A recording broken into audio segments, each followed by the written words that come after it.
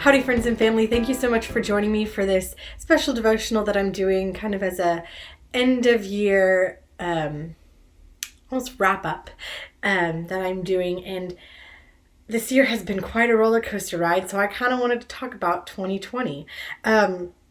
We talk about life having mountains and valleys, ups and downs, whatever you want to call them. And this year has really had a lot of those downs, it's felt like. I know that's been a large focus of our society, has been all of the downs that we have gone through. Obviously, the coronavirus kind of shut everything down. We were all affected by that. We know about, even if we weren't directly affected by the racism and the riots that have happened. And I know there's been division from the elections that happened in November. I know personally in my life, we were supposed to go visit family over the summer, but that didn't happen.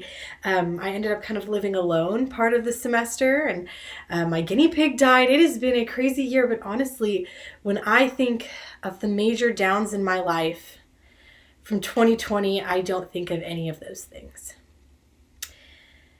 The first thing I think of is back in the spring. I applied to be a Bible study leader at my church in College Station, and I was turned down, and that hurt. I was feeling a lot of rejection from that. Even when I went back in August, that first day where I went back, there was still pain lingering, even though it had been back in March when it had happened. I know the reason was that there was some doctrinal belief differences between me and the church, just not major things, but still things big enough that they decided they didn't want me to lead a Bible study. But there were still times when the devil would whisper in my ear and say, "What makes you not good enough?" And it hurt. But the even bigger blow, the bigger down or valley that we went through was in October when a friend from my Bible study committed suicide. And that was a lot. There was pain and sadness and shock. And as young adults, we were faced with something that no one should ever have to go through. And we were left with a Bailey-shaped hole in our hearts. This year has had a lot of downs. It has been hard. It has been painful. But when I look back over the year, what I see is Jesus. It sounds a little cliche, I know. But it's true. So much more than the pain and the hurt and the suffering that all of us have walked through. I know you probably have things that you have walked through that are different. I still see Jesus over it all.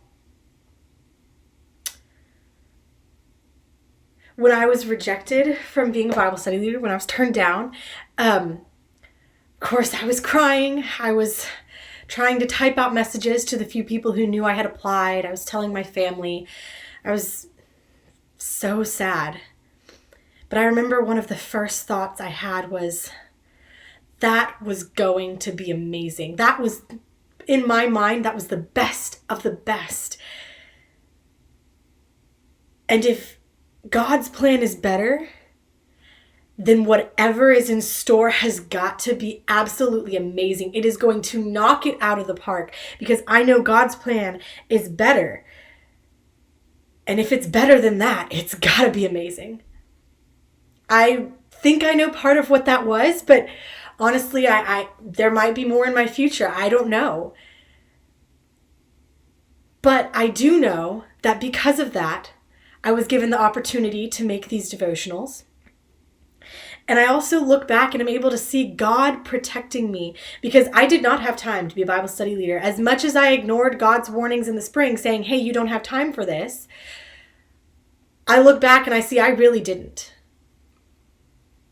I also can look back and say, I probably was not the right person to be leading my Bible study group this past fall as we walked through our friend's suicide. I was not the one equipped to do that. At the time of Bailey's suicide, I definitely didn't know what to feel. There were a lot of emotions. There was definitely a sense of loss. And it kept seeming like the devil had won. It kept seeming like victory for the devil.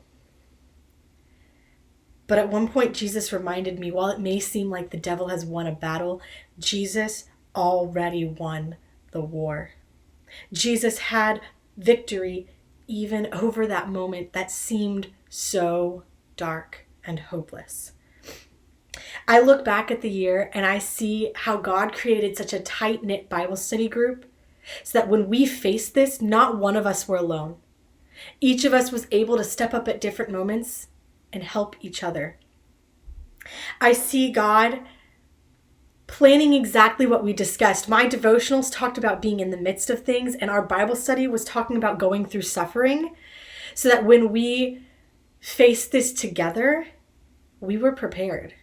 We were not walking into battle without preparation from our leader. I see how God gave me such joy and peace beyond all understanding at the beginning of the semester. I remember thinking, wow, something clicked, and I finally have the joy and peace I've been trying to get, so that when I went through this, I wasn't hitting rock bottom.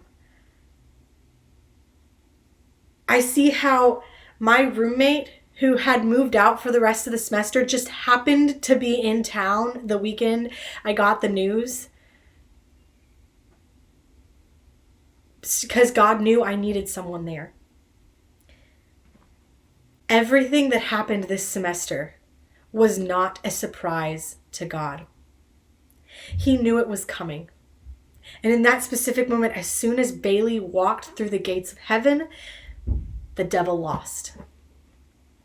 When I look over this year, I can't help but see Jesus. I see the perfect plan. I see all these tiny details that came together at just the right moment. So much bad has happened. And you know what? We still feel the pain. We still feel the hurt. The good does not negate the bad. But the opposite is also true. The bad doesn't erase the good. We can't sit here and focus on the bad. That will just leave us in despair. That's exactly what the devil is trying for. He wants to leave us in despair without hope. But the truth is that we have hope. We have the hope of Jesus. We know he has victory over every moment. Romans 8:28 says that he uses all things for the good of those who love him. And because of that, we are able to see good in our life, even if that good is only the fact that he has saved you. There is joy in each moment. There is goodness in each moment, even if it is just that simple fact. And so I can look back, and despite all the bad that seems to be overshadowing everything, I can see Jesus and I can see good. I spent so much time with my family because of the shutdown. I got so much insight into God's peace and God's joy walking through these moments. I was able to write and share these devotionals. I grew closer to my Bible study group. I got to meet so many new people because I wasn't the leader, including our amazing new Bible study leader. My cousin graduated. I was able to sub in a school. I had a friend get married and another friend get engaged. I got my Aggie ring, which for those of you who aren't Aggies, that's a very big thing. So much bad has happened, but so much good has also happened. And so I pray and I hope that as we are facing this time where we've gone through this crazy year, that you look back and see the joy. You can see the good. I call you to try and find some good in what's going on, because God doesn't want us to stay stuck in pain and sorrow and hurt. Psalm 35 says, weeping may stay overnight, but there is joy in the morning. So I may not know what's coming next. 2021 may be just the same as 2020. But I know that with Jesus, there is victory and there is joy. 1 Corinthians 15:54 through 56 says, "Death, where is your victory? Death, where is your sting? For the sting of death is sin, and the power of sin is the law. But thanks be to God, who gives us victory through our Lord Jesus Christ." I pray that through all of this turmoil and this sadness, you will keep in mind that Jesus has the victory. Even though there's pain and heartache, Jesus has the victory. There is joy in the morning, and whatever you're going through, God is going to use it for good. So as you look back on 2020, because we're facing 2021, I pray that you are just overwhelmed to be able to see what Jesus has done this year, because he has been working. I see it in my life, and I know it's in yours too.